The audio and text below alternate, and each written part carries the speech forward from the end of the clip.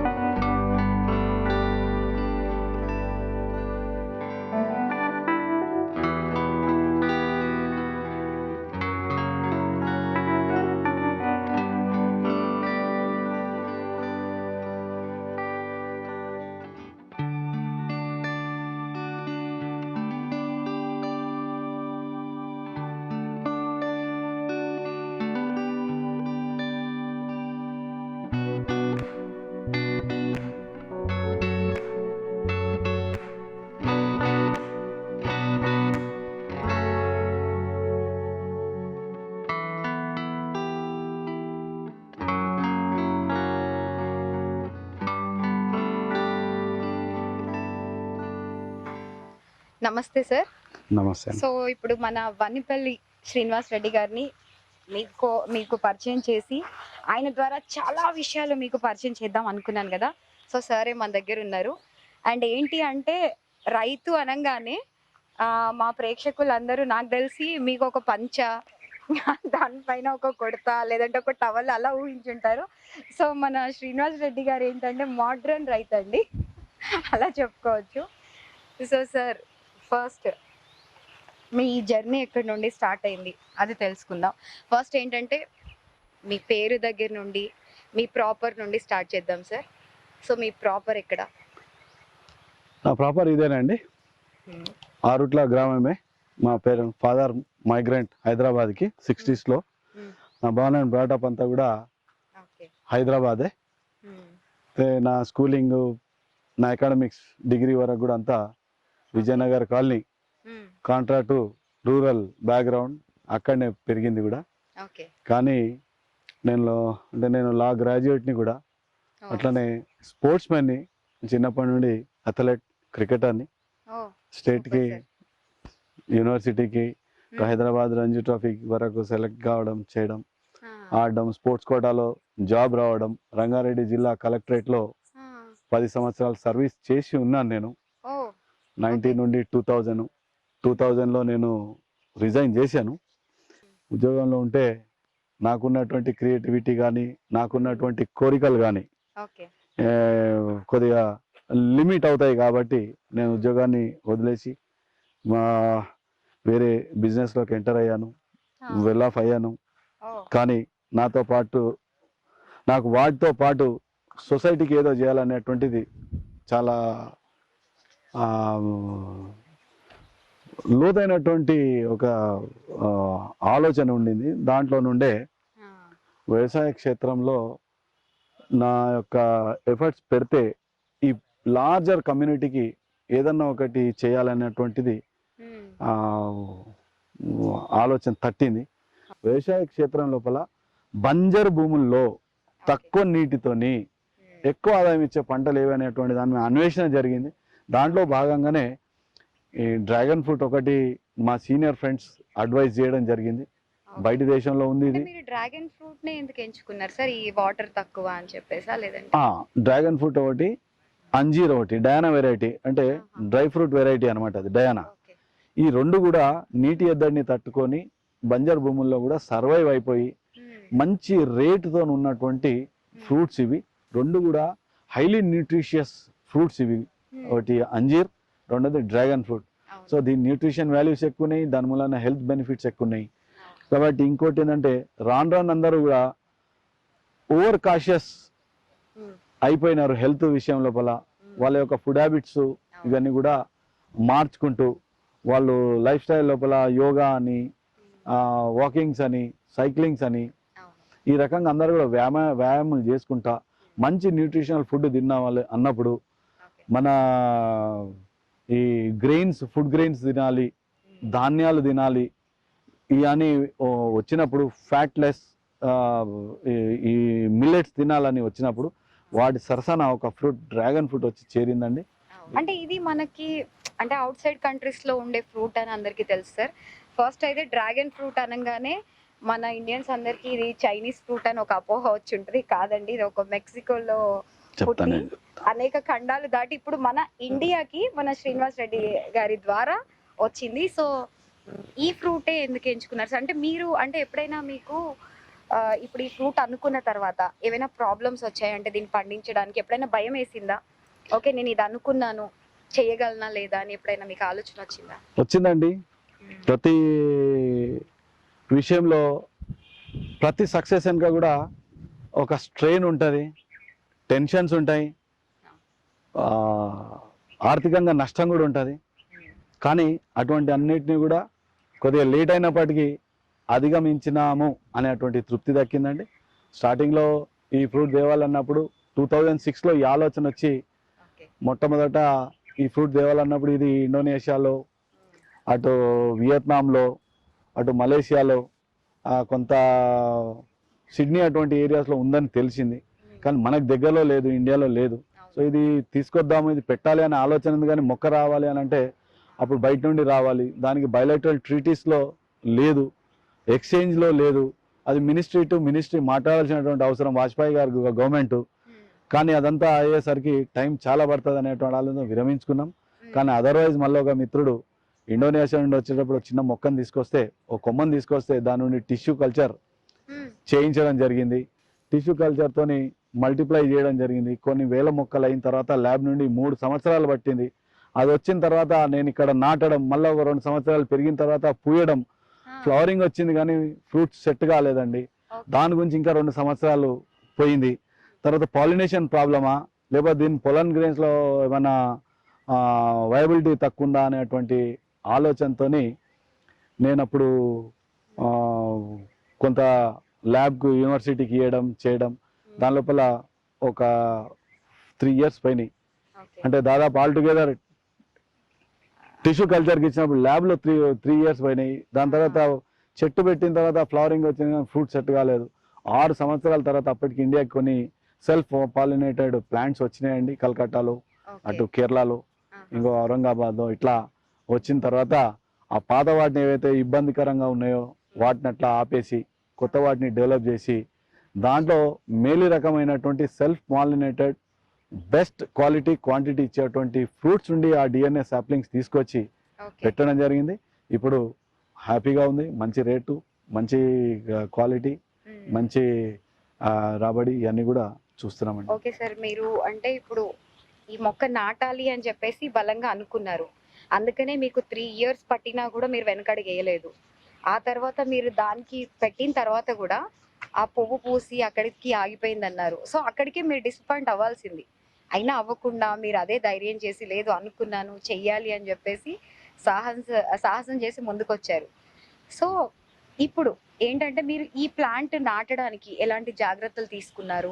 అసలు ఎలా నాటారు? అంటే మన ప్రేక్షకులు చాలా మందికి ఇప్పటికి ఈ డౌట్ వచ్చి ఉంటది. సో ఇంత జరిగింది. సో ఇది నాటడానికి ఎంత స్ట్రగల్ ఫీల్ అవ్వాల్సి వస్తుంది అంటే దీని ఒక మొక్క నాటాలి అంటే ఇప్పుడు ఈ డ్రాగన్ ఫ్రూట్‌ది దాని వెనకాల ఎంత కష్టం ఉంది అని అనుకుంటారు. మీరు అది చాలా సింపుల్ అన్నట్టుగా చెప్తున్నారు. సో అది ఎలాగో ఇప్పుడు మనం చూద్దాం సార్. డ్రాగన్ ఫ్రూట్ ఫార్మింగ్ అంటే వేరే వీడియోస్ కూడా చూస్తున్నాను. అదేదో రాకెట్ సైన్స్ లాగా, అదేదో అద్భుతం అన్నట్టు, లేకపోతే ఇదేదో బాగా రీసెర్చ్ చేసి తీసినటువంటిది అనేటువంటిది, ఇదేదో సాధారణ రైతులు చేయలేనటువంటి విషయం అన్నట్టు చెప్తున్నారు. కొద్దిగా అది ఎగ్జాగరేట్ చేసినట్టుంది. అయితే దాని గురించి అట్లా లేదండి. ఈ టమాటో, బెండకాయ, వంకాయ, కూరగాయలు, మిర్చి, కొత్తిమీర పండించిన వాళ్ళకు ఇది ఎడమంచోతో ఆడుకున్నటువంటి అగ్రికల్చర్ అండి. ఇది డ్రాగన్ ఫ్రూట్ కల్టివేషన్ పెద్ద సమస్య కాదు, చాలా మొండిది. కూరగాయలు అంత సెన్సిటివ్ కాదు. ఏ విషయమైనా కూడా ఇది చాలా మొండిగా తట్టుకునేటువంటిది ఉంది. దాన్ని అంత భయపడాల్సినటువంటి అవసరం లేదు. చాలా ఈజీగా దీనికి ఎంత కష్టమో అని అనిపించేలాగా అనిపిస్తుంది. ఇప్పుడు ఆ రోజులు కూడా పోయినాయండి. డ్రాగన్ అని అంటేనే భారతదేశానికి శత్రువు అనేటువంటి పరిస్థితి వచ్చింది. కాబట్టి దీన్ని నా ఫస్ట్ ఇంటర్వ్యూస్ లో నేనప్పుడు పండు వచ్చినప్పుడు దీని పేరు కూడా పెట్టాలనే ఒక ఆలోచన ఉండింది. ఫస్ట్ ఇది మెక్సికో వాళ్ళు డెవలప్ చేశారు. దాన్ని మెక్సికన్ బ్యూటీ అని పేరు పెట్టారు. దాని తర్వాత అమెరికాకి షిఫ్ట్ అయింది. వాళ్ళు అమెరికన్ బ్యూటీ అని పేరు పెట్టుకున్నారు. పల్ప్ చాలా సున్నితంగా స్వీట్ గా ఉంటది కాబట్టి వాళ్ళు అలాగా సెన్సిటివ్ పేర్లు పెట్టుకున్నారు. అది చైనాకు వచ్చిన తర్వాత ఆ పైన ఉన్నటువంటి పింక్ కలర్ ఆ పొలుసులతోని వాళ్ళు దీన్ని వాళ్ళ డ్రాగన్ పోలి ఉంది కాబట్టి వాళ్ళు డ్రాగన్ అని పెట్టుకున్నారు, డ్రాగన్ ఫ్రూట్ అని పెట్టుకున్నారు. కానీ ఈ దేశం వచ్చిన తర్వాత అప్పుడు ఆ రోజులే అన్నాను నేను, డ్రాగన్ అనే పదాన్ని పక్కకు తెలిసి దీన్ని గులాబీ పండు అని పిలిస్తే బాగుంటది అని చెప్పి ఒక సాధారణ సిటిజన్ గా, ఒక నాగరికునిగా నా అపీల్ అండి అందరికి. ఇది మనకున్నటువంటి 2 ఎకరాలు 3 ఎకరాలు 4 ఎకరాలు 5 ఎకరాల భూముల లోపల చదువుకున్నటువంటి మన నాలెడ్జ్ దీంట్లో పెట్టినట్టయితే ఇది డబ్బులు కూడా ఇస్తుందండి. బయట సంపాదించే దానికన్నా ఇది ఎక్కువ ఇస్తుంది. అయితే ఇది ఫుల్ టైం చేయాల్సినటువంటి అవసరం లేదు. పార్ట్ టైం చేసినా మన ఉద్యోగాలు మనం చేసుకుంటూ మనం వేరే క్షేత్రంలో పనిచేసి కూడా ఇది పార్ట్ టైంలో తీసుకున్నా కూడా మనం ఆర్థికంగా చాలా బలపడతామని నేను ఘంటాపదంగా చెప్తున్నా. నేను ఒక నా యొక్క సక్సెస్ ని చూసి నేను చెప్తున్నా అందరికి. అండ్ ఇప్పుడు ఇది నాటిన తర్వాత ఎన్ని రోజులకి గ్రోత్ వస్తుంది సార్?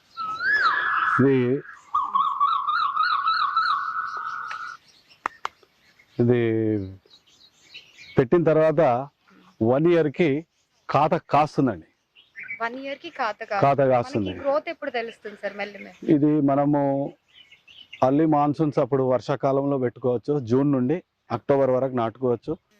7 months తర్వాత ఈ విధంగా మనం చూపిస్తాం. ఏ విధంగా దీని గ్రోత్ ఉంటుంది అనేటువంటి డీటెయిల్ గా మీకు ఈ ప్లాంట్ మీద చూపిస్తా. ఇది ఒక 1 year తర్వాత 2nd year లోకి ఎంటర్ అయినటువంటి చెట్టు. దీని మీద నేను మిగతా అన్ని చూపిస్తా మీకు. ఇప్పుడు మనం నాటింది సాప్లింగ్ ఇదేనండి. నర్సరీ నుండి తీసిన ప్యాకెట్ల నుండి తీసింది. ప్యాకెట్ భూమిలో మునిగేటట్టు పెట్టి మట్టి కొద్దిగా పైకి బోదలాగా లాగుతాము. ఇది అలా లాగడానికి కారణం ఏంటంటే నీరు ఎక్కుంటే ఈ చెట్టు మురిగిపోయే అవకాశం ఉంటుంది. కాబట్టి సర్ప్లస్ వాటర్, ఎక్కువ నీరు ఉన్నట్టయితే కారిపోవడానికి బోదలాగా లాక్కోవడం అనేటువంటిది దీని లోపల ఇంపార్టెంట్ అండి. పాదులు చేయకూడదు, నీళ్ళు ఎక్కువ నిలబడితే మురిగిపోతుంది. కాబట్టి బోదలాగా మట్టిని పైకి లాగితే ఎక్కువ నీళ్ళు అనుకుని జారిపోతాయి. బోద అంటే ఈ ఇట్లా దగ్గరికి లాగడం అన్నట్టు ఎత్తుగా. సర్ప్లస్ నీళ్ళు ఎక్కువైన వాటర్ కిందికి జారిపోయేటట్టు. పాదులు అంటే ఫ్లాట్ గా చేస్తారు, గుంతలాగా చేసి నీళ్లు నిలవడానికి చేస్తారు. అవి వేరే బత్తాయి, జామ వాటికన్నిటికీ ఆ విధంగా చేస్తారు. సో దీనికి మాత్రం ఈ విధంగా బోధ లాగాలండి. ఇప్పుడు ఇది పెట్టిన సాప్లింగ్ కి ఇట్లాంటి పిలకలు వస్తాయి సైడ్ కి. సో ఈ పేరెంట్ ప్లాంట్ ఏదైతే స్ట్రేట్ ఉందో దాన్ని ఎంచుకొని సెలెక్ట్ చేసుకొని దాన్ని పెరగనీయాలండి. సైడ్కి వచ్చే వాటిని ఎప్పుడైనా తీసేస్తూ ఉండాలి. 7 months తర్వాత ఈ హైట్కి వస్తుంది. అంటే సార్ సైడ్ కి వచ్చే వాటిని తీసేయాలి అంటే కత్తిరించేసేయాలి, ట్యూనింగ్ అంటాము. ఓకే, ఇది ఎక్స్ట్రా పెరుగుతుందా మనకి? ఇవి ఇటువంటి అన్ని 2-3 వచ్చేస్తా ఉంటాయి. ఓకే, ఎక్స్ట్రా ఇట్లా అని సైడ్స్ కు ఉన్నటువంటి కొమ్మలన్నిటిని తీసేస్తాము. దానికి ఎందుకు తీసేయాలి అని అంటే భూమి నుండి దానికి దొరికేటువంటి బలం, స్ట్రెంగ్త్, ఆ మినరల్స్ ఏవైతున్నాయో ఈ కొమ్మలకు కూడా పోతాయి, ఇది స్లోగా పెరుగుతుంది. కాబట్టి మనకి చెట్టుని, పేరెంట్ ప్లాంట్ ని పెంచడం ఇంపార్టెంట్ కాబట్టి పక్కన ఉన్నటువంటి అన్నిటిని ప్రూనింగ్ చేసేయడమే, అంటే డ్రెస్సింగ్ చేయడము, ట్రిమ్మింగ్ చేయడము, మీరేమన్నా అనండి. సో దాన్ని ప్రూనింగ్ చేసిన తర్వాత 7 months తర్వాత పోలైట్కి వస్తుందండి. ఇక్కడ వచ్చిన తర్వాత 2 ఇంచుల పైన తల కట్ చేస్తే ఆ కొమ్మయి 4 కొమ్మలు వస్తాయి, అది మీరు చూడొచ్చు. 2 ఇంచులు పేరెంట్ ప్లాంట్ ఇది కట్ చేసినందుకు 4 కొమ్మలు వచ్చాయండి. ఇవి వచ్చిన తర్వాత అంటే ఒక పోల్కి 4 చెట్లు మనం పెడితే, ఒక్క నిమిషం, ఇక్కడ ఈ హైట్ కి వస్తే తల కట్ చేస్తే సరిపోయి, ఇక్కడ చేస్తే ఈ 4 కొమ్మలు వచ్చినాయి. ఇట్లా 4 చెట్లను 4 కత్తిరింపులతోని 16 కొమ్మలు అయితే 1, 4 అన్నట్టు. అది అక్టోబర్ మాసం వరకల్లా, అంటే మళ్ళీ నెక్స్ట్ ఇయర్ జూలై వరకల్లా ఒక కాపు కాస్తుంది, జూన్ నుండి అక్టోబర్ వరకు. దాని తర్వాత మళ్ళీ మనం ప్రూనింగ్ చేస్తాం. ఈ టైర్ మీద ఉన్నటువంటి కానీ మన సిమెంట్ రింగులు మీద ఉన్నటువంటి దాంట్లో మళ్ళీ ప్రూనింగ్ చేస్తాం. ఇది చూడండి, ఇక్కడ ఇక్కడ ఇక్కడ ఇవన్నీ కూడా కట్ చేయడం జరిగింది. అవి మళ్ళీ సెకండ్ ఇయర్ కూడా ఇంటూ 4 అవుతుంది. ఇక్కడ మీరు చూడొచ్చు, మీరు ఇక్కడ రండి, ఇక్కడ సెకండ్ ఇయర్, ఫస్ట్ ఇయర్ అయిపోయిన తర్వాత ఇక్కడ కట్ చేసాం మనము. కట్ చేసి ఇవి 4-5 కొమ్మలు వచ్చినాయి మళ్ళీ. సో ఇట్లా మల్టిప్లిసిటీ ఆఫ్ బ్రాంచెస్ అండి. ఇది చేస్తా ఉంటే ఇది ఫస్ట్ ఇయర్ నుండి సెకండ్ ఇయర్ లోకి ఎంటర్ అయినటువంటిది. నేను సెకండ్ ఇయర్ నుండి థర్డ్ ఇయర్ ఎంటర్ అయినటువంటి చెట్లను చూపిస్తాను రండి. మీరు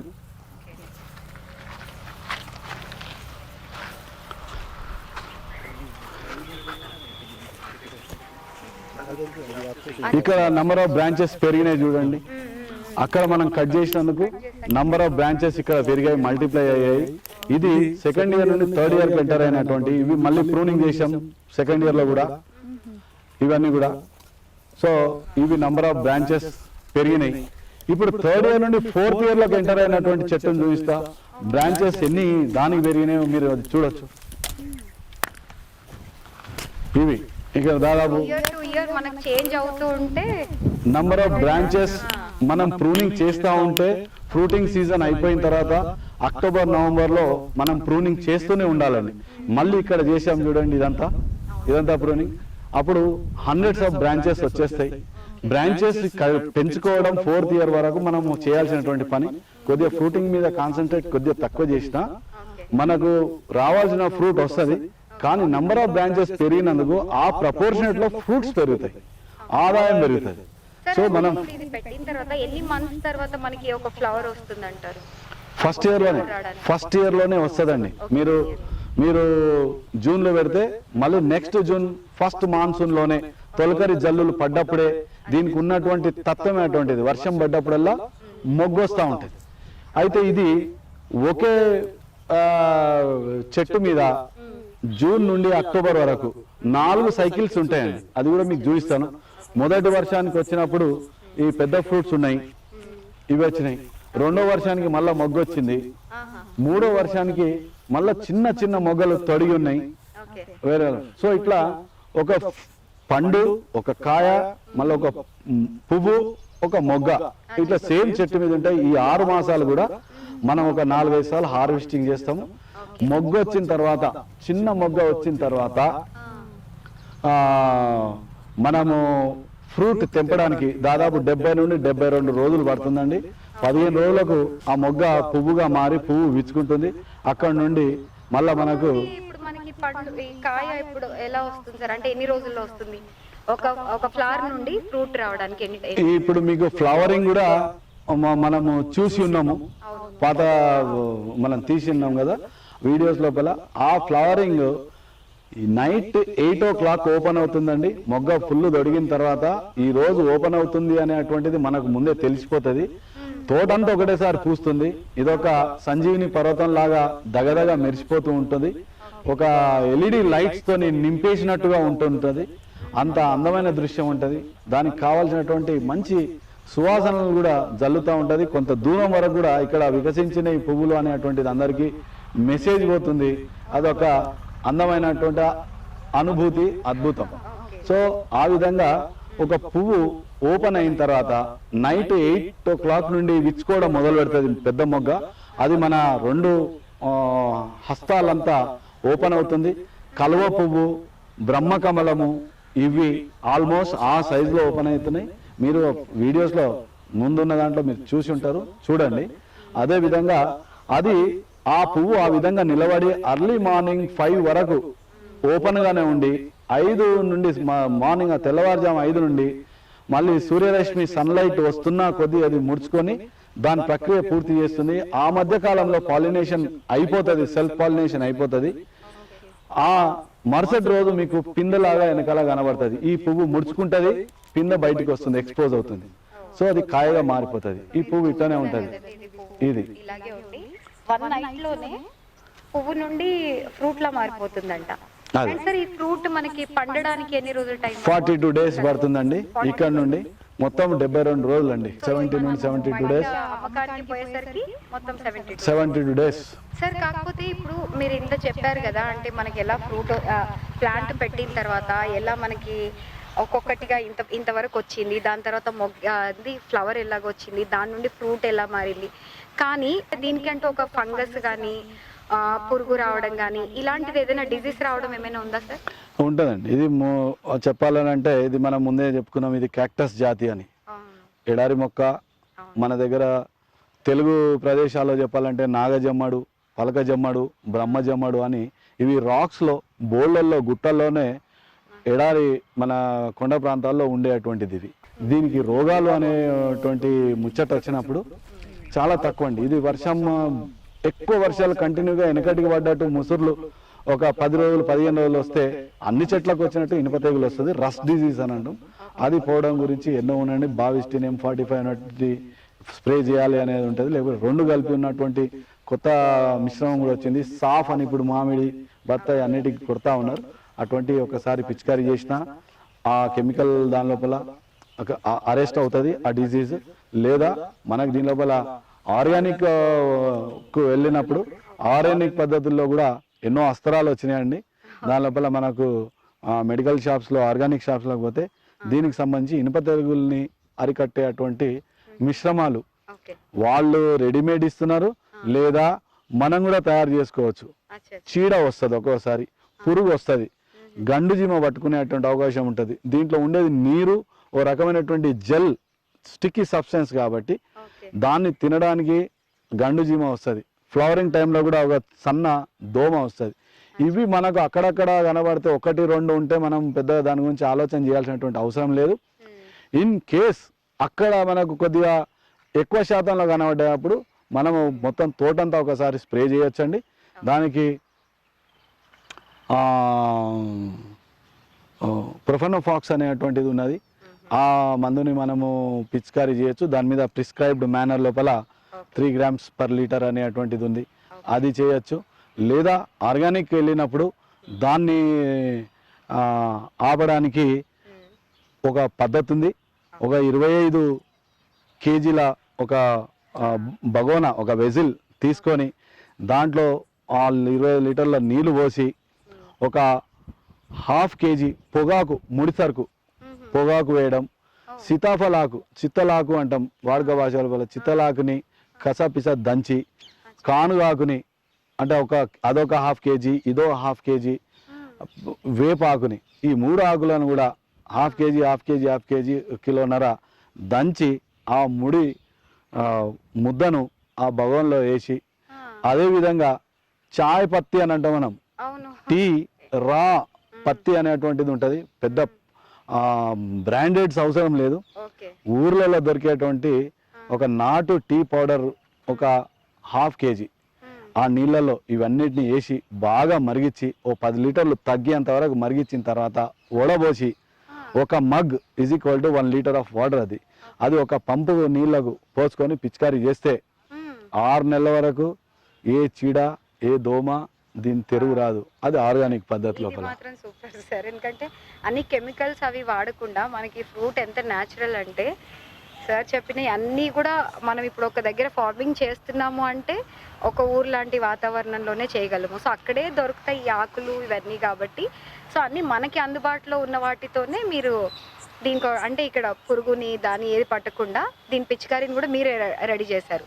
ఒక అంటే ఒక ఆర్గానిక్ పద్ధతిలో సస్యరక్షణ. అవును సార్. దీనికి ఆర్గానిక్ సిస్టమ్ ఉంది. కెమికల్గా మీకు గ్రేప్ గార్డెన్ పాత అలవాట్లు ఉన్నాయి మా కూరగాయల కన్నా అంటే మేము మాట్లాడేది ఏం లేదండి. ఓకే అట్లా ఓకే ఓకే. దీనికి ఎరువులు కూడా పెద్దగా అవసరం లేదు. దేశీ ఆవుల మక్కిన పెంట ఎరువుని ఒక గంప సంవత్సరానికి 2 సార్లు 6 మాసాలకు ఒక గంప వేసి పైన మట్టికి అమ్మేస్తే సరిపోతుందండి. హ్యాపీగా బతికేస్తుంది.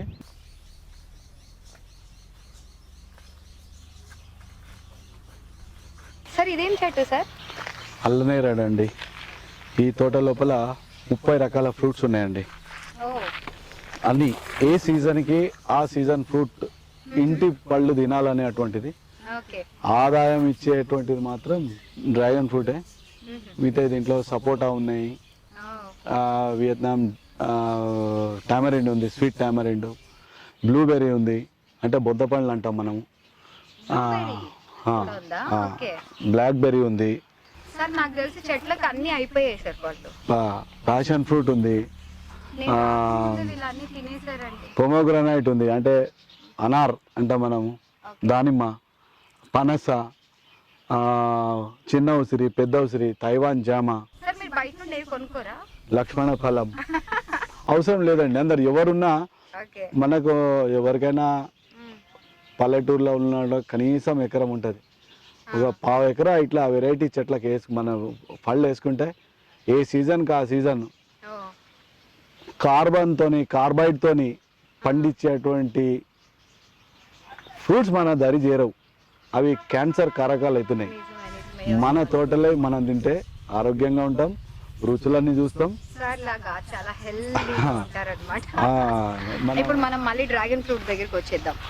ఒకవేళ అంటే మిగతా రైతులు అంటే మిమ్మల్ని ఇప్పుడు చూసి వీడియోస్ అన్ని చూసి చాలా మంది అనుకుంటారు పెంచాలి మనం కూడా, సో ఇలాంటి ఫ్రూట్ని మేము పండిస్తే ఎలా ఉంటుంది, ఎక్స్పీరియన్స్ చేయాలి అని అందరూ అనుకుంటారు.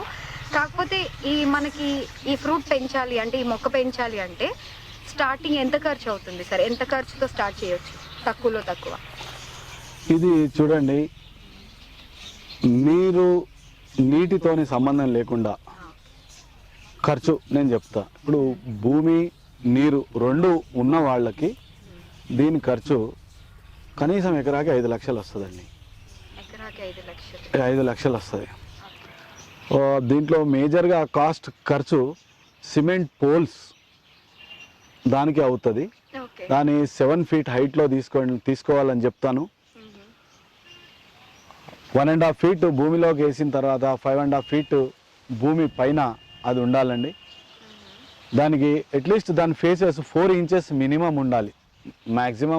మినిమము 4 ఇంచెస్ అనేటువంటిది సరిపోతుంది. దాని మీద ఒక 10 ఏళ్ల తర్వాత 15 ఏళ్ల తర్వాత క్వింటాల్నర కొమ్మలు వచ్చినప్పటికీ ఆ వెయిట్ బేరింగ్ కెపాసిటీ ఉన్నటువంటిది అని అంటే మీకు 4 ఇంచెస్ విడ్త్తోని 4 ఫేసెస్ 7 ఫీట్ హైట్ పోలు పోయించుకుంటే చాలా ఖర్చు తగ్గుతుంది. మన పొలంలో నేను చెప్తాను, ఒక పోల్ బయట కొంటే రేట్ ఉంటుంది. ఒక సిమెంట్ బ్యాగ్ లోపల ఈ కాంక్రీట్ అంటే మిక్సింగ్ ఆ ప్రపోర్షనేట్స్ 20 mm 12 mm డస్ట్ ఒక బ్యాగ్లో వాళ్ళు ఎంత కలుపుతున్నారో తెలియదు, క్యూరింగ్ ఏ విధంగా చేసిందో తెలియదు. ఇదేమో మన లైఫ్ టైం ఒకసారి మొక్క పెడితే 30 సంవత్సరాలు బతికే చెట్టు ఇది. మన సక్సెసర్స్కి మన వారసులకు అందించేటువంటి తోట ఇది. కాబట్టి మనం దీన్ని మన కళ్ళ ముందర ఎక్కువ క్వాంటిటీలో చేసినట్టయితే ఓ క్రషర్ దగ్గరికి వెళ్ళి 20 mm 12 mm డస్ట్ ఈ 3 కూడా ఆ 2 కంకర్లు ఈ డస్ట్ తీసుకొచ్చుకొని ఒక సిమెంట్ బస్తా లోపల 5 గంపల 20 mm కంకర, 12 mm 2 గంపలు, ఒక 6 గంపలు డస్ట్ వేసి 4 mm రాడ్స్ 7 ఫీట్ హైట్వి, టెంపర్ రాడ్స్ 4 దాని లోపల అమర్చి మనం ఆ సాంచాలో ఆ డై లోపల పోయించుకున్నట్టయితే మనకు సరిపోతుందండి. ఇది మీరు నేను ఇప్పుడు మాట్లాడుతున్నటువంటి ఎవరన్నా చేయాలని అనుకున్నప్పుడు ఈ ప్రపోర్షనేట్స్లో కలుపుకోండి. మీరు ఏదైనా వెల్డింగ్ షాప్లో దాన్ని డై తయారు చేయించవచ్చు ఒకవేళ ఇనుము దాని లోపల పోయినట్టయితే, లేదా పల్లెటూరులో అయితేనేమో మీరు మన వడ్రంగి దగ్గరికి, కార్పెంటర్ దగ్గరికి, సామిల్ దగ్గరికి పోయి ఆ సాంచా లాంటి చెక్కలు మామిడివి కానీ వేపైగా ఏమైనా చీప్లో ఉండేటువంటిది ఈ సైజెస్లో కోపించుకొని మీరు ఈ విధంగా 4mm రాడ్స్ వేసి నేను చెప్పినటువంటి మిక్సింగ్ కాంక్రీట్ దాంట్లో పోసుకున్నట్టయితే మీకు 100 రూపాయలు బయట కొన్నదానికన్నా 100 రూపాయలు దీని మీద మిగిలిపోతాయి. ఈ మిగిలిన ఎకరాకి 50,000 మిగులుతుంది. ఎకరాకి 50,000, 500 కడీలు అండి, 100 రూపాయలు మిగిలినాయంటే 50,000. ఒక ఎకరా మీద 3 ఎకరాలు పెడితే 1,50,000. 1,50,000 మిగిలినప్పుడు డ్రిప్ ఖర్చు ఎకరాకి 35,000. మీకు 3 ఎకరాల డ్రిప్ వచ్చేసినట్టే లెక్క.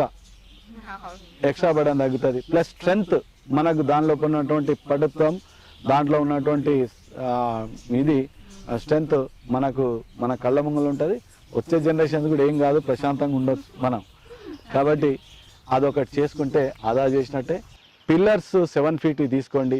పిల్లర్ టు పిల్లర్ డిస్టెన్సెస్ నేను 10 feet పెట్టమని చెప్తున్నా. ఎటు 10 feet 10 అడుగులు మనం పెట్టుకుంటే మనకు సరిపోతుందండి. అది కూడా ఈ డిస్టెన్స్ కొత్త పారామీటర్స్ కొలమానాలు ఏం లేవండి. దానికి లేబర్ మనుషులు దొరకట్లేదు.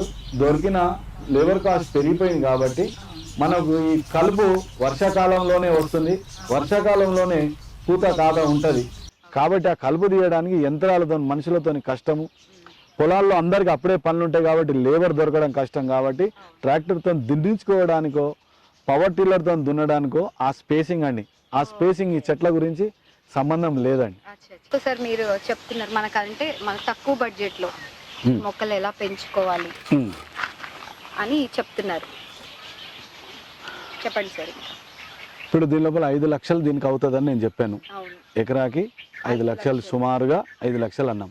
దాంట్లో పోల్స్ కాస్ట్ మనం పోయించుకోండి 100 రూపాయలు మిగులుతుంది అని చెప్పాము. 2 ఆవులు ఉంటే దీనికి సరిపడా ఎరువులు దీనికి ఉంటాయి. ఆవుకు మేత కూడా మన దగ్గర ఉన్న కలుపుతోనే దొరుకుతుంది. కాబట్టి 2 ఆవులు పెట్టుకోమని చెప్తున్నా. ఎరువు డబ్బులు దాంట్లో ఆదా అయిపోతాయి.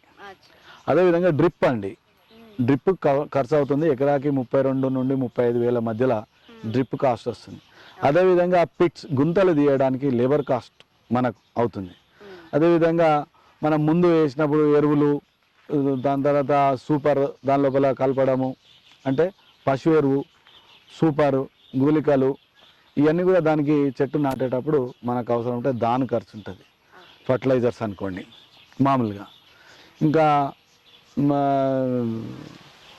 దీనికి ఫస్ట్ టైం ఎస్టాబ్లిష్ అయినప్పుడు ఒక జత జోడి, ఒక జీత చేసేటువంటి జత ఉంటే మనకు ఎంత వాటర్ అని ఇంతకుముందు అడిగినారు, ఎంత వాటర్ అయితే ఎంత సాగు చేయొచ్చు అనేది.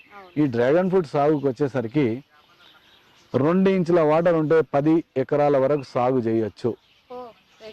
2 ఇంచుల వాటర్ ఉంటే 10 ఎకరాల వరకు సాగు చేయొచ్చు. 1.5 ఇంచు వాటర్ ఆగకుండా బోర్లు పోసినట్టయితే 5 నుండి 6 ఎకరాల వరకు సాగు చేయొచ్చు. కాబట్టి ఇది మనము వరితో పోల్చుకోవడానికి అవసరం లేదు.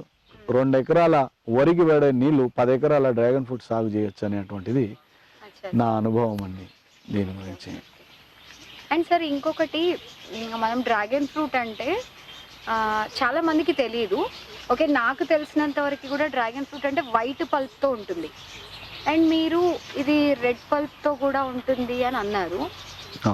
అంటే అది ఓన్లీ ఇప్పుడు పండించిన దాంట్లోనే ఉన్నాయా, లేదంటే మనకి నార్మల్గా కూడా? ఇప్పుడు డ్రాగన్ ఫ్రూట్ స్పేసీస్ చాలా ఉన్నాయండి. చాలా అంటే వైట్ అండ్ రెడ్ పల్ప్ జనరల్గా ఉన్నది. ఇది గ్లోబ్ మొత్తం ఉన్నది, ప్రపంచం మొత్తం కూడా రెడ్ అండ్ వైట్ ఉంది. పర్టికులర్గా వైట్ ఎక్కువ వియత్నామీస్ చేస్తున్నారు. అది అన్ని కంట్రీస్కి పంపించడం కూడా వాళ్ళు అదే చేస్తున్నారు. వైట్ పల్ప్కి రెడ్ పల్ప్కి కొద్దిగా తేడా ఏంటంటే రెడ్ పల్ప్లో స్వీట్నెస్ ఎక్కువ ఉంది, కొద్దిగా క్రిస్పీ ఉంది. రెడ్ పల్ప్లో యాంటీ ఆక్సిడెంట్స్ కూడా ఎక్కువ ఉన్నాయి when compare to white pulp. So generally prefer taste ఇది బాగుంది కాబట్టి రెడ్ పల్ప్ కావాలి అని కోరుకుంటున్నారు. కానీ అంత ప్రొడక్షన్ రెడ్ పల్ప్ లేదు. అది ఇప్పుడు ఇండియాలో ఇప్పుడిప్పుడే కేరళలో, మన దగ్గర హైదరాబాద్లో, నా దగ్గర ఇంకో మిత్రుని దగ్గర ఉంది. అది ఔరంగాబాద్లో ఉంది, పూణేలో ఉంది, గుజరాత్లో కచ్లో ఉంది, అదే గోధ్రాలో ఉంది, కలకట్టాలో కూడా ఎవరి దగ్గర ఉంది. ఇట్లా చెప్పుకోదగ్గంత వేళ్ల మీద లెక్క పెట్టేటువంటి మనుషుల దగ్గరనే రెడ్ పల్ప్ ఉంది. ఇది అందరికీ అందాలి అనేటువంటిది మా యొక్క ప్రయాస.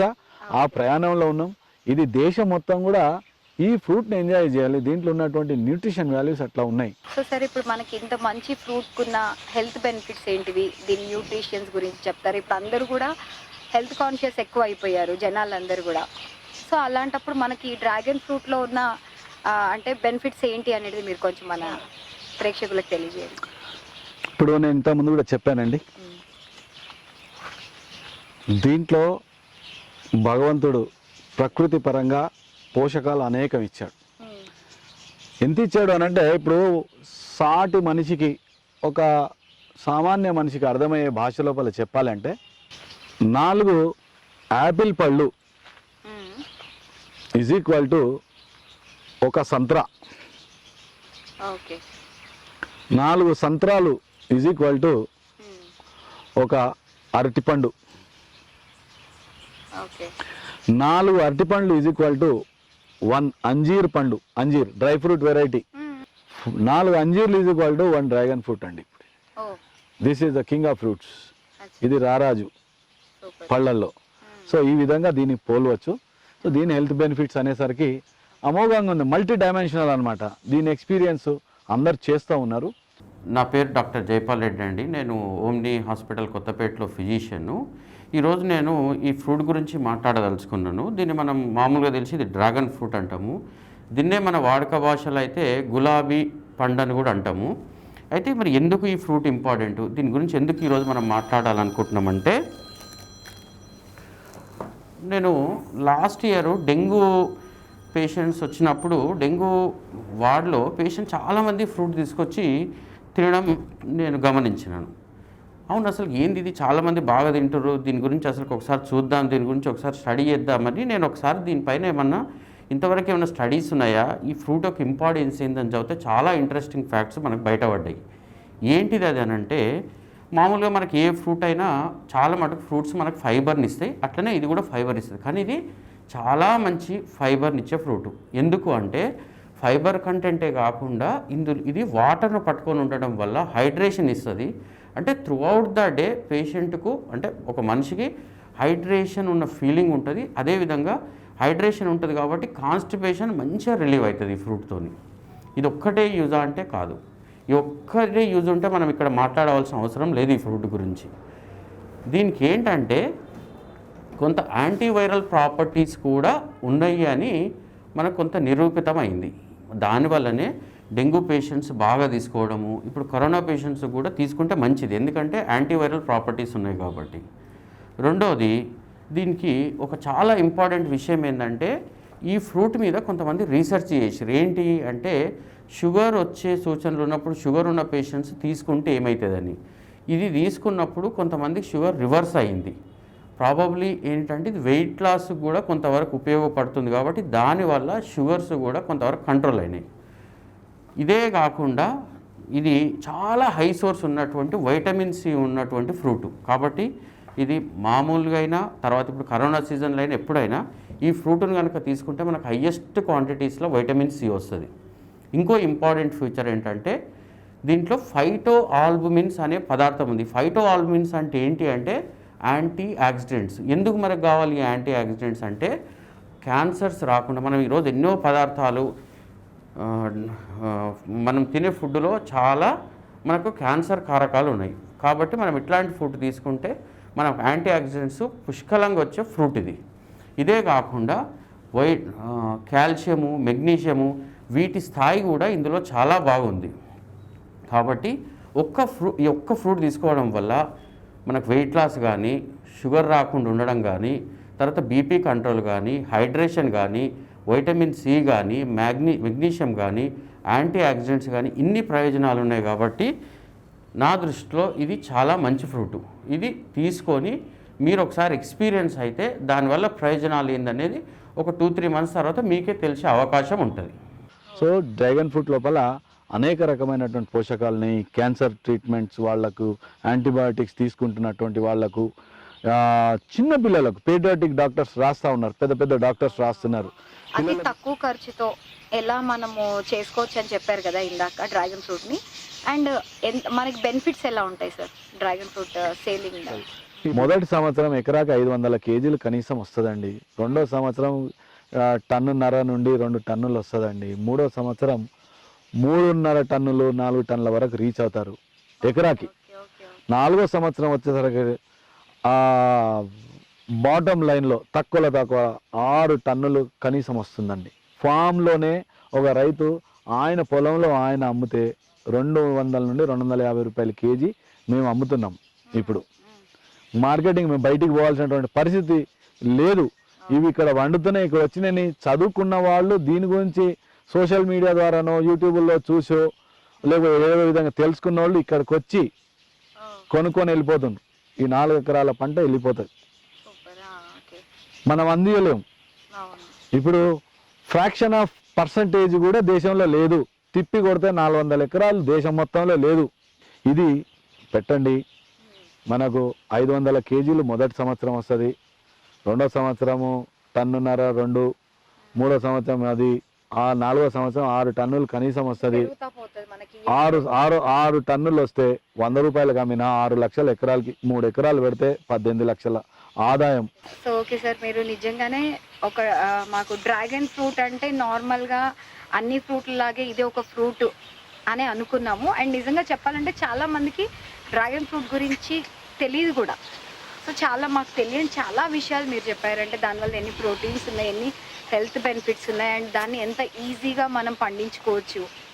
వేరే దేశాల నుండి వచ్చే ఫ్రూట్ని కూడా మన ఇండియాలో మనం ఎంత ఈజీగా పండించుకొని మన హెల్త్ని మనం కాపాడుకోవచ్చు అని చాలా బాగా చెప్పారు. అండ్ మిమ్మల్ని ఇన్స్పిరేషన్గా తీసుకొని చాలామంది రైతులు ఇలాగే కొత్తగా ఏదో ఒకటి క్రియేట్ చేయాలి, క్రియేటివిటీతో ముందుకు రావాలి, కొత్తగా ఏదైనా సాగు చేయాలి అని అనుకునే వాళ్ళు ఉన్నారు. అలాంటి వారికి మీరు ఏం చెప్పదలుచుకున్నారు? అండ్ అలాగే దాంతోపాటు ఇప్పుడు ఎంతోమంది రైతులు ఏదో చేద్దాము, ఏదో పండిద్దాము అనేసి పాపం ఒక అడుగు వేసి దాంట్లోనే కొంచెం విఫలమయ్యి, అంటే దాంట్లో కొంచెం లాస్ వచ్చేసరికి లోపల నుండి కృంగిపోయి ఆత్మహత్యలు చేసుకునే స్టేజ్కి వెళ్ళిపోతున్నారు. సో అలాంటి వారికి కూడా మీరు ఎలాంటి ధైర్యం ఇవ్వగలరు, అంటే ఏం చెప్పాలనుకుంటున్నారు? ఒకసారి మీ మాటలో చెప్పండి. ఇప్పుడు చూడండి, మీరన్న పదాలు అవే నన్ను ఇన్స్పైర్ చేసినాయి. రోజు న్యూస్ పేపర్ తీస్తే హెడ్లైన్స్ ఆత్మహత్యలు, రైతుల ఆత్మహత్య స్కోర్ డైలీ అది పడతా ఉంటే అది కలిచేసింది ఏంది దీని గురించి అని. అదేవిధంగా దీని గురించి ఆలోచన చేసినట్టయితే పర్టికులర్గా తెలంగాణ రాయలసీమ ప్రాంతం లోపల ముసలోళ్ళు మిగిలిపోయారు. పిల్లలందరూ కూడా టౌన్స్కి బతుకుదేరు గురించి టౌన్స్కి వెళ్ళి మైగ్రేట్ అయిపోయింది. రైతులందరూ లేబర్గా మారి కూలీలుగా హైదరాబాద్లో లేకపోతే నియరెస్ట్ టౌన్లలో అవుతున్నారు. ఈ అన్నిటికీ కారణం చాలని బతుకులు, తెచ్చినటువంటి అప్పు, మంగళసూత్రాలు, పశువులను తాకట్టు పెట్టేసి ఏదో ఆశ మీద ఒక పంట ప్రయత్నం చేస్తే కాలం అడ్డు తిరిగో, దాని గిట్టుబాటు ధర రాకనో, లే పంట చీడతోని ఇబ్బంది వచ్చడో అవి తట్టుకోలేక దీనికి ఆత్మహత్యనే శరణ్యం అనేటువంటి దాని లోపల ఒక ట్రెండ్గా మారి మనుషులు చచ్చిపోతూ ఉన్నారు రైతులు. దాని గురించి కొద్దిగా ఇబ్బందికరంగా ఉండే దాని లోపల నుండి పుట్టినటువంటిది ఇది. బంజరు భూముల్లో తక్కువ నీటితో ఎక్కువ ఆదాయం ఇచ్చే పంటలు ఎట్లా అనేటువంటి ఆలోచనతోనే ఇది తీసుకురావడం జరిగింది. దీన్ని నిశ్చింతగా మనం చదువుకున్న వాళ్ళము వ్యవసాయం చేయొద్దని ఎక్కడా లేదు. చదువుకున్నటువంటి వాళ్ళే ఈ వ్యవసాయదారులకు గైడ్ చేస్తున్నారు. కాబట్టి మనకే ఈజీగా ఉంటుంది. మనమే తొందరగా చదువుకున్నటువంటి వాళ్ళే దీంట్లో కొద్దిగా మెలకువలతోని లాభదాయకంగా తీసుకోగలుగుతారు. ఆదాయం వస్తున్నప్పుడు మన డిగ్రీలు చదువుకున్నటువంటి డిగ్రీలను కాంప్రమైజ్ అయిపోయి వేరే జాబ్స్ చేస్తున్నప్పుడు చదువుకున్న వాళ్ళము మన సొంత భూమిలో వ్యవసాయదార కుటుంబంలో పుట్టి మనం వ్యవసాయం చేస్తే తప్పేంటి? ఇది లోకో కాదు, ఇది స్వాభిమానంతో నేను ఒక రైతు బిడ్డను అని చెప్పుకునేటువంటిది. కాబట్టి ఆదాయము ఇది ఏదో దొమ్మితోనో దోపిడితోనో సంపాదించేది కాదు. మనము మన భూమి లోపల మన శక్తితోని మన చెమట గార్చి సంపాదిస్తున్నాం. ఇది స్వాభిమానంతో కూడుకున్నటువంటి ఆదాయం కాబట్టి దీన్ని డిగ్నిఫైడ్గా రిసీవ్ చేసుకొని దీన్ని లాభదాయకంగా తీసుకుపోయే విధంగా చేయాలి. ఇవన్నీ కూడా పాశ్చాత్య దేశాలల్లో ఒక కుటుంబం 100 ఎకరాల సాగు చేస్తుంది. ఎట్లా చేస్తుంది? యంత్రాలను ఉపయోగించి, టెక్నాలజీని ఉపయోగించి. అంటే అక్కడ చదువుకున్నటువంటి ప్రమేయం ఉంది. కాబట్టి మనం కూడా టెక్నాలజీస్ని, మనం చదువుకున్న జ్ఞానాన్ని, అగ్రికల్చర్ని తోడు చేసి మనం ఫార్మింగ్ స్కిల్స్ని పెంచుకొని మనము land suitability, water availability, climatic కండిషన్స్ని దృష్టిలో పెట్టుకొని లాభదాయకమైనటువంటి పంటలు వేస్తే మన ఆదాయం బాగుపడుతుంది, మన కుటుంబం బాగుపడుతుంది. రైతు అని అన్నప్పుడు రారాదు ఎందుకు గాడో కూడా నేను చెప్తా. ఇంకోటి, మనము వ్యవసాయం దండుగా అనే అటువంటి దాన్ని ఆ డెఫినేషన్ని మార్చాల్సినటువంటి అవసరం వీళ్ళ మీద డిపెండ్ అయి ఉన్నది. ఇవాళ టెక్నికల్గా సాఫ్ట్వేర్ జాబ్స్ కానివ్వండి, కార్పొరేట్ జాబ్స్ కానీ ఏమైనా చేసినప్పుడు వెక్స్ అయిపోయిన మనిషి, నా దగ్గర డబ్బు ఉన్నది కానీ నాకు మానసికంగా నేను కృంగిపోయి ఉన్నా, నాకు చేంజ్ కావాలని పల్లెటూరు బాట పడతా ఉన్నారు. కాబట్టి వీకెండ్ ఫార్మింగ్స్ అనేటువంటిది వచ్చేసింది. పోయి ఎక్కడో వీకెండ్ ఫార్మింగ్స్ మంది పొలాల్లో చేసేవాళ్ళు, నా సొంత పొలంలో నేను ఎందుకు చేయొద్దు, నాకు ఫామ్ హౌస్ ఎందుకు ఉండొద్దు, నా కుటుంబంతో నేను హాలిడేస్లో నేను ఎందుకు ఉండొద్దు, ఎట్లాగూ ఉండాలి. కాబట్టి 2 ఎకరాల 3 ఎకరాల లోపల మనం వ్యవసాయం ఎందుకు చేయొద్దు, నాకు డబ్బు ఉంది కదా, ఇతరత్ర ఆదాయాలు ఉన్నాయి కదా అని చెప్పి దీన్ని ఎంచుకుంటే మాత్రం డెఫినెట్గా రాబో తరాలందరూ కూడా వాళ్ళకి ఇంట్రెస్ట్ క్రియేట్ చేసిన వాళ్ళం అవుతాం మనం. ఇది వ్యవసాయ ఆధారిత దేశం కాబట్టి మళ్ళీ మనము ప్రపంచ దేశానికి కూడా ధాన్యం అందించేటువంటి అన్నపూర్ణ దేశంగా మనం మిగిలిపోతామని చెప్పేసి నా యొక్క ఆలోచన. Thank you so much sir, చాలా విషయాలు మాతో చెప్పారు.